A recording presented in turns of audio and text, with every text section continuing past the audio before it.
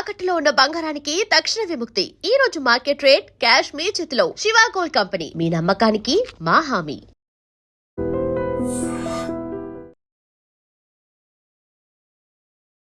నమస్కారం, welcome to I dream.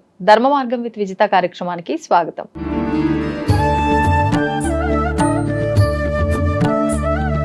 ప్రస్తుతం మనతో పాటు ఉన్నారు శ్రీ కామాఖ్య అమృత శోధన సంస్థ వ్యవస్థాపకురాలు వేణుశ్యామ అమ్మ. ఇప్పుడు అమ్మతో మాట్లాడి మరిన్ని విషయాలు తెలుసుకుందాం. నమస్తే అమ్మా. మనకి శ్రావణ మాసం ప్రారంభమైపోయింది. ముఖ్యంగా ఈ మాసంలో అమ్మవారి ఆరాధన విశేషంగా చేస్తూ ఉంటాము. మరి అమ్మవారి అనుగ్రహం మన పైన ఉండాలి అన్నా, ప్రతి ఒక్కరము ఏం చేసినా కూడా ఏదో ఒకటి మనసులో సంకల్పం చెప్పుకుంటూ ఉంటాము. మాకు పలానా ఇబ్బంది ఉంది, కోరిక ఉంది, అది తొందరగా నెరవేరాలి అని చెప్పి. కానీ చాలా తక్కువ మందికే నెరవేరుతూ ఉంటాయి. కొంతమంది నిజంగా నిరాశపడుతూ ఉంటారు. అలాంటి ఇబ్బంది లేకుండా అమ్మవారి అనుగ్రహం పరిపూర్ణంగా ఉండాలి, మనం అనుకున్నది జరగాలంటే ఏం చేయొచ్చు అంటారు? అమ్మవారి అనుగ్రహం పరిపూర్ణంగా ఉండాలి అంటే మనం చేయగలిగింది ఏమీ లేదు. మన మనస్సును ఆవిడ పైన లగ్నం చేయాలి. ఎందుకు అంటే మీరు చూడండి, చాలామంది పూజలు చేసుకుంటారు. అంటే శ్రావణ శుక్రవారం అవ్వచ్చు, మంగళవారం అవ్వచ్చు, నోములు అని చెప్పి అందరినీ పిలుస్తాం. పిలిచి అందరికీ బొట్టు పెట్టి చక్కగా వాయనాలు ఇస్తాం. ఆ వాయనాలు ఇచ్చినప్పుడు కూడా చూడండి, ఇస్తున్నమ్మా వాయనం అంటే తీసుకున్నాను వాయనం అంటారు.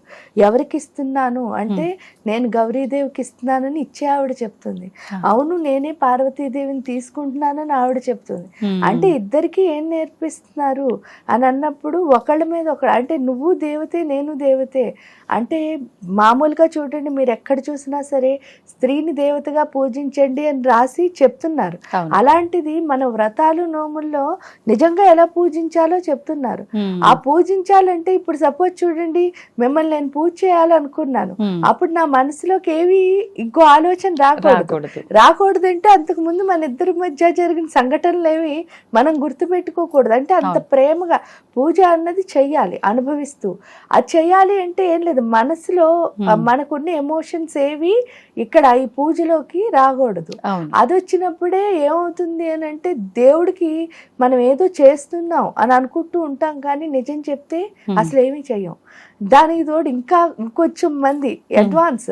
ఆ అడ్వాన్స్ ఏంటి అంటే వచ్చిన వాళ్ళందరికీ మాట్లాడడంలోనూ వాళ్ళకి ఎక్స్ప్లెయిన్ చేయడంలోనూ వీటిల్లో ఉన్న సరదా నిజంగా వచ్చిన పని. అంటే పూజకు వచ్చిన వాళ్ళైనా అదే దేవుడి కోసం వచ్చారు, పూజ చేస్తున్న వాళ్ళైనా అదే దేవుడి కోసం చేస్తున్నారు. అప్పుడు మిమ్మల్ని నేను పొగుడుతూ లేకపోతే నా గొప్పలు మీకు చెప్తూ ఇవన్నీ అసలు అవసరం లేదు. ఎందుకంటే మీరు వచ్చింది పూజకే కదా. ఆ దేవత అనుగ్రహం వచ్చిన వాళ్ళకి కలగాలి, చేసుకుంటున్న వాడికి కలగాలి, అంతే, ఇద్దరికీ కలగాలి కదా. అంటే మిమ్మల్ని నేను ఎందుకు పిలిచాను అంటే మీకు అనుగ్రహం కలగాలి. అప్పుడు మనం ఈ అంటే అల్పుడు ఎప్పుడు బలుకు ఆడంబరంగాను అక్కర్లేని మాటలు ఎప్పుడైతే మాట్లాడుతున్నామో తీరా మనం దేవత అనుగ్రహం. ఎందుకంటే దేవుడితో కనెక్షన్ పెట్టుకోవాలంటే ఏం చేయాలి? ఆడ కూర్చుని ఇప్పుడు శుక్రవారం పూజకు వచ్చారు, ఏ లక్ష్మీ అష్టోత్తరమో లక్ష్మీ సహస్రనామమో చదువుకోవాలి. లేదు అనుకోండి, శుభప్రదమైన బీజాక్షరం శ్రీంకారం చెప్పుకుంటూ ఉండాలి. దానివల్ల ఏమవుతుంది అని అంటే ఆ దేవత మీద మన మనస్సు అన్నది లగ్నం అవుతుంది. అసలు మాట్లాడకుండా పూజ చేయండి అని చెప్పడానికి కూడా రీజన్ ఏంటి అంటే, ఎప్పుడైతే ఈ పెదాల కదలిక అన్నది ఆగడం మొదలు పెట్టిందో స్లోగా మన ఇన్నర్గా మనం వెళ్ళడం మొదలు పెడతాం. ఎందుకంటే మీతో మాట్లాడుతున్నంతసేపు నా బుర్ర ఏం పని చేయదు. అంటే నేను మాట్లాడుతున్న దానికి మిమ్మల్ని ఎలా అంటే చాలా జనరల్ నార్మల్ హ్యూమన్ గా ఆలోచిస్తే ఏంటి అంటే మన ప్రతి అడుగు కూడా ఒకే ఒక దానికి ఉంటుంది. దాని పేరు ఏంటి అంటే ఇంప్రెస్ చేయడం. అంటే మిమ్మల్ని అందరినీ ఇంప్రెస్ చేయాలనుకోవడంలో నేను ఎవరికి ఇంప్రెషన్ నా దగ్గర నా ఉన్న ఇంప్రెషన్ ఎవరి దగ్గర పోగొట్టుకుంటున్నాను అంటే దేవత దగ్గర. ఎందుకంటే వీళ్ళందరినీ దేవతగా కొలిచినా కూడా మనం చేసే పని ఏమిటి అని అంటే వాళ్ళతో సవ్యమైన మాటలు. అంటే దేవత వస్తే చూడండి ఎంత మర్యాదగా ఉంటాం, అలా ఉంటాం. అది లేదు ఇది అంటే చూడండి మన ఆడంబరాలు గొప్పలు చెప్పుకోవడంలో టైం వేస్ట్ చేయడం ద్వారా మనలో ఉన్న ఇంకా ఏదైనా ఇంతకు ముందు మంత్రాలు చదవడం వల్ల ఒక శక్తి ఏదో వచ్చిందనుకోండి, ఆ శక్తిని కాస్త మనం ఏం చేస్తున్నాం, బయటికి పోగొట్టుకుంటున్నాం. అంటే ఇప్పుడు ఏమవుతుంది, ఎక్కువ ఎంత మాట్లాడతామో అంత మన ఎనర్జీ అంటే ఏంటి అంటే అక్కర్లేని మాటలు ఏది మాట్లాడినా సరే మన శక్తి అన్నదాన్ని మనం కోల్పోతున్నాం. అవునమ్మా. కోల్పోవడం. ఎందుకంటే మీరు మాట్లాడింది అక్కడితో ఉండదు, చూసింది అక్కడితో ఉండదు, విన్నది అక్కడితో ఉండదు, అన్ని మైండ్కి వెళ్తున్నాయి. వెళ్ళిపోతాయి. అక్కడికి వెళ్ళి ఏమవుతున్నాయి, ఆలోచనల రూపంలో అవే మురికి ఆలోచనలన్నీ వస్తూ ఉంటాయి. మంచి ఆలోచనలు ఏం కాదు. అవును. మంచి ఆలోచన వచ్చేవాడు ఎప్పుడు వేటిని పనిచేయనివాడు. దాన్నే ఇంద్రియ నిగ్రహం అంటారు. ఆ ఇంద్రియ నిగ్రహం రావాలన్నా కూడా ఫస్ట్ పెదాల కదలిక అన్నది. అంటే ఏంటంటే అక్కర్లేని మాట్లాడు. అందులో అట్లీస్ట్ పూజ దగ్గరికి వచ్చినప్పుడైనా సరే, ఎందుకు అంటే ఆ పూజ ఫలితం మనకి రావాలి అంటే ఖచ్చితంగా మనం ఎవరితోనూ మాట్లాడకుండా మౌనంగా ఉండడం నేర్చుకోవాలి.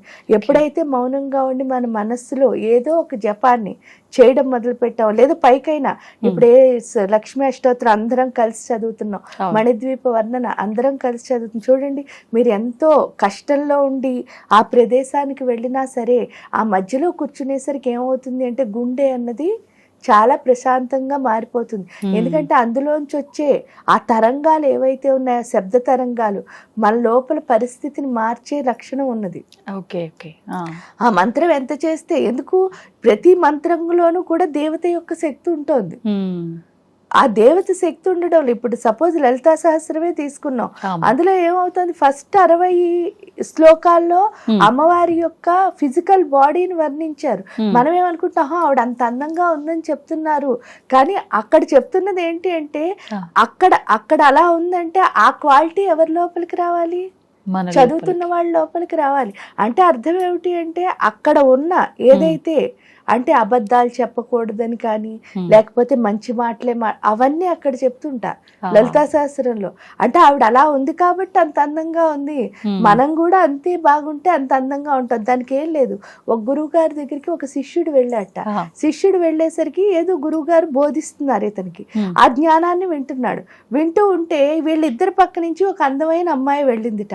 ఆ అందమైన అమ్మాయిని చూడగానే ఇతని కాన్సన్ట్రేషన్, అంటే చిన్నపిల్లాడు కాన్సన్ట్రేషన్ మొత్తం ఎవరి మీదకి వెళ్ళిపోతుంది, ఆ అమ్మాయి మీదకి వెళ్ళిపోయింది. గురువు గారు ఏం చెప్తున్నారో అప్పటి వరకు భక్తిగానే వెళ్ళాడు. అంటే చాలా మంది మేము భక్తులు అని అనుకుంటారు కదా, ఈ అబ్బాయి కూడా భక్తిగానే వెళ్ళాడు గురువు దగ్గరికి, జ్ఞానం విందామనే వెళ్ళాడు, మిగతా పిల్లల కంటే డిఫరెంట్ గా ఆలోచించే వెళ్ళాడు.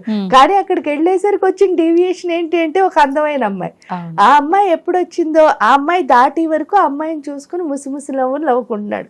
వెనక్కి వెళ్ళాక కూడా కనిపించినంత మేర చూశాట. చూసిన తర్వాత గురూజీ కూడా చూశారు. ఇవన్నీ గమనించాడు. నేను చెప్తున్నది వినట్లేదని కూడా ఆయనకు అర్థమైంది. ఎప్పుడు అర్థమైందో వెంటనే ఆయన ఏం చేశాట, ఏం మాట్లాడకుండా కామ్ గా ఊరుకుని ఆ రోజు సాయంత్రం ఒక ప్యాకెట్ ఇచ్చాట ఈ అబ్బాయికి. ఇచ్చి ఒరే పక్క ఊళ్ళో ఒక ఆయనకి ఇవ్వాలి, పట్టుకెళ్ళి ఇవ్వరా అని చెప్పేసి శిష్యుడికి బాధ్యత అప్పచెప్పి ఇచ్చిన తర్వాత నా దగ్గరికి రా అని చెప్పారట. ఇచ్చి వెళ్ళిపోమని లేదు వాళ్ళ ఇంటికి, ఇచ్చిన తర్వాత మళ్ళీ రమ్మన్నారు. రమ్మనేసరికి ఆ కవర్ పట్టుకెళ్ళి ఇచ్చాడు. ఇస్తే తీరా వెళ్ళేసరికి అది ఒక పెద్ద బిలీనియర్, ఒక జమీందారు గారి ఇల్లు.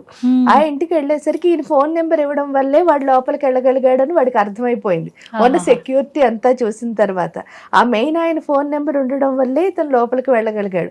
లేకపోతే ఇవన్నీ దాటుకుని వెళ్ళడం చాలా కష్టము, ఒక్కొక్కళ్ళ దగ్గర పర్మిషన్ తీసుకుని వెళ్ళాలి, ఇవన్నీ అతనికి అర్థమయ్యాయి. ఎప్పుడైతే ఫోన్ చేశాడో ఆయన బయటకు ఒకళ్ళని పంపించి ఈ బాబుని లోపలికి తీసుకెళ్లారు.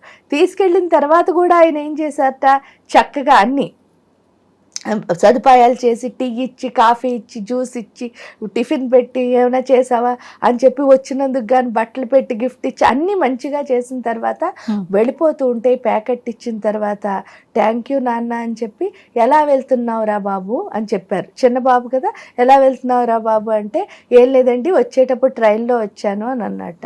అంటే సరే అని చెప్పేసి ఆయన ఒక కార్ డ్రైవర్ని పిలిచి వీడిని కార్ ఎక్కించి గురువు గారి దగ్గర దింపేసిరా అని చెప్పేసి ఈ అబ్బాయిని చెప్పి వచ్చారట.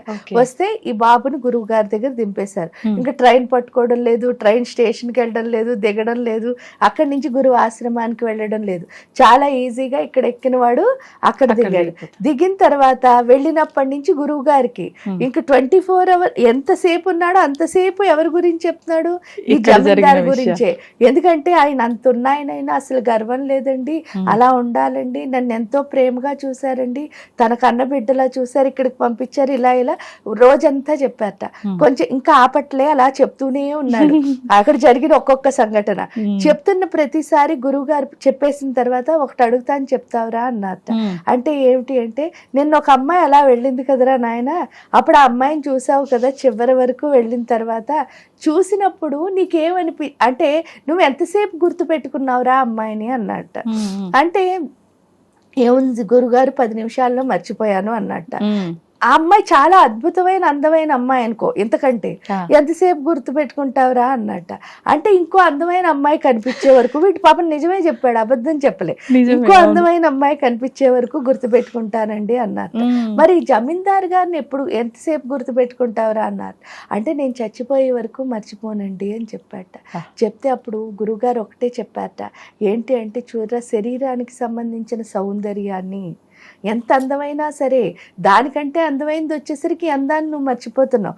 అంటే శరీరానికి సంబంధించిన సౌందర్యాన్ని నువ్వు 10 నిమిషాలు లేదా ఇంకోటి కనిపించే వరకు గుర్తుపెట్టుకుంటున్నావు అంతే.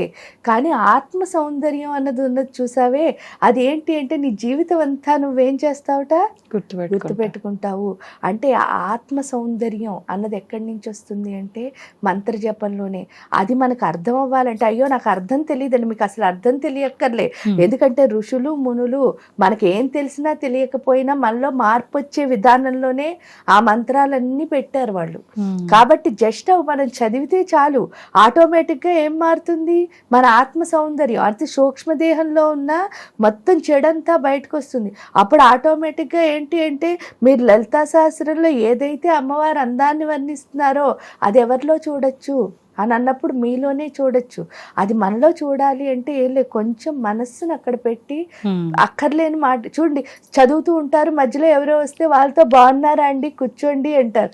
అది కాదు, మీదంతా హాయిగా ఒక ఫ్లోలో వెళుతోంది. దాన్ని మనసుతో పెట్టి చదివిన తర్వాత ఏం పర్వాలే, పూజ అయ్యే వరకు వాళ్ళు ఉంటారు, హ్యాపీగా మాట్లాడండి. వచ్చిన వెంటనే కాలంటే మీరు మాట్లాడక్కర్లే, చేత్తో నమస్కారం పెట్టి కూర్చోండి అని చెప్పి మీ పని మీరు కూడా చెయ్యొచ్చు.